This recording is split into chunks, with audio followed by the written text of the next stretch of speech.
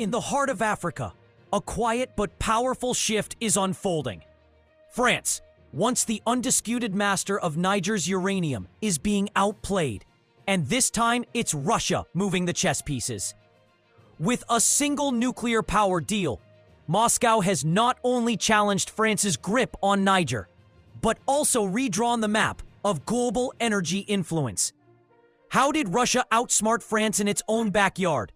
Let's break it down. Picture a nation sitting on the world's 7th largest stash of uranium, a treasure trove of atomic potential, easily capable of illuminating the grand boulevards of Paris, the industrious heart of Berlin, and the sprawling metropolis of Tokyo. Now picture that same nation's own homes falling into darkness as the sun sets, its progress shackled by a profound energy poverty. This is the paradox of Niger, a country rich in the fuel of the future, but starved of its benefits. Last month, a quiet revolution began. Niger inked a landmark deal with Russia to construct its very first nuclear power plant. The most audacious detail? The bill will be paid in the very uranium that Paris, the long-term beneficiary of Niger's resources, refused to share on equitable terms. While the Eiffel Tower continues to sparkle, powered in part by Niger's wealth, the colonial chains that kept Niger in the dark are being targeted, with plans to cut them one reactor at a time. For a full half-century, the relationship between France and Niger resembled that of a disposable battery. France, through its state-controlled nuclear giants, would pop the top on Niger's vast mineral wealth, extract the raw energy, and snap it shut, leaving little behind but dust and dependency. This cycle of extraction was as relentless as it was unequal. Nigerian uranium ore left the country on French cargo planes, fueling a nuclear network that is the bedrock of French energy independence. The only thing offered in return, beyond meager payments, were proposals to ship radioactive waste back to Niger, plans the African nation swiftly rejected. In the streets of Niamey, the capital, and across the land, the consequences of this energy deficit were a daily reality. Children strained to study by the flickering glow of candlelight, their futures dimmed by the lack of a simple light bulb. Hospitals, the front lines of public health, relied on the noisy, unreliable hum of diesel generators. The city's streetlights, when they worked at all, flickered like a swarm of tired fireflies, a poignant symbol of a nation's arrested development. Then came July 2023, a month that ripped the old rulebook to shreds. It began with a military coup that swiftly toppled the French-aligned government. But the real earthquake was geopolitical. A few weeks later, a seemingly innocuous one-page memo appeared on the website of Rosatom, Russia's state nuclear energy corporation. This polite PDF, written in the dry language of international agreements, set off diplomatic sirens from the corridors of power in Brussels to the presidential palaces of West Africa. Hidden within the fine print was something far more potent than a simple infrastructure deal. It was a declaration of independence, an exit ramp from the entire colonial power game that had defined Niger for generations. It wasn't just about electricity. It was about reclaiming sovereignty.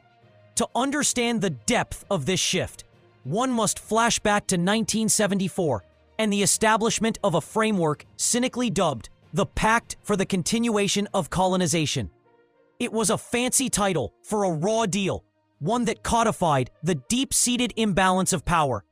France, through its corporate proxies, retained control over the uranium mines, the lifeblood of its nuclear industry.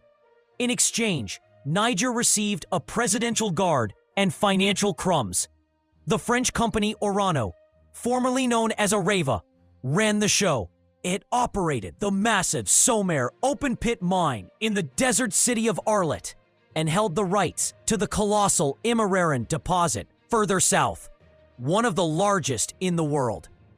By 2022, Niger was a critical supplier, shipping over 2,000 tons of uranium annually, which accounted for a staggering 15% of France's total electricity generation.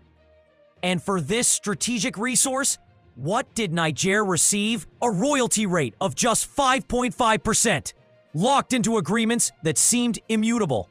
When Niger's government, under pressure to deliver more for its people, dared to ask for a raise, Paris just shrugged. The message was clear and cold. A contract's a contract. This patronizing attitude ignored the hazardous legacy left behind: radioactive tailings blowing in the desert wind and contaminated water sources, a silent health crisis for the miners and residents of towns like Arlet.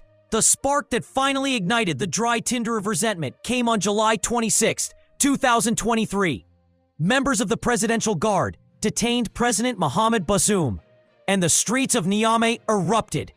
Crowds surged through the capital, not with the banners of Western allies, but with Russian flags fluttering in the Sahelian sun, their chants a defiant roar. France, dégage! France, get out! The new military leaders wasted no time in dismantling the old order. French ambassador Sylvain Ide was declared persona non grata and expelled. The 1,500 French troops stationed in the country, once seen as guarantors of stability, were told to pack their bags. Orano's expatriate workers found their visas had become worthless pieces of paper at the airport. Within weeks, the colonial scaffolding that had survived since Niger's formal independence in 1960 folded faster than a cheap tent. The message from the new leadership was unequivocal. The uranium mines were being brought under national control, and new partners were welcome, but only on the condition that the value generated from Nigerian soil would finally stay home. Into this void stepped Russia. On July 8, 2025, Sergei Sivilev, Russia's energy minister, landed in Niamey. There were no patronizing sermons on democracy or lectures on governance. He came bearing a 30-page roadmap, a detailed and attractive proposal. The centerpiece of the offer was a 600-megawatt pressurized water reactor to be built on the banks of the Niger River, with a target completion date of 2034. This type of reactor is the most common worldwide, known for its reliable design, where water is kept under high pressure to prevent boiling, efficiently transferring heat to generate steam and electricity. But the deal was far more comprehensive. It included a 10-megawatt research reactor, a crucial tool for education and innovation, designed to allow local students to become nuclear engineers, rather than remaining as support staff for foreign geologists. Furthermore, the package included a radioisotope plant for cancer treatment. This was a profoundly humanitarian gesture in a country where cancer patients currently have to undertake expensive and arduous journeys to Morocco or India for radiation therapy. Soon, they might simply walk across town.